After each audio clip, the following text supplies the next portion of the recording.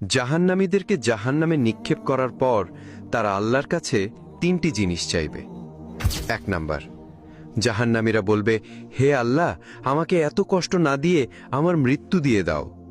তখন আল্লাহ তাআলা বলবেন, হে বান্দা, জাহান্নামে কোনো মৃত্যু নেই।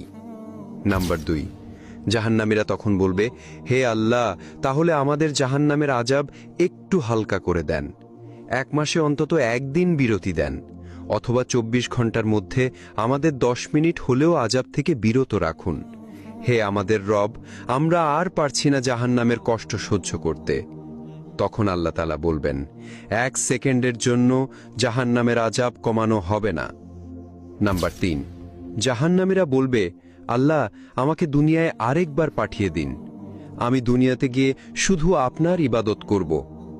তখন আল্লাহ বলবেন, দুনিয়াতে আর ফেরত দেওয়া হবে না, আমি তোদের হায়াত দিয়েছিলাম, কিন্তু তোরা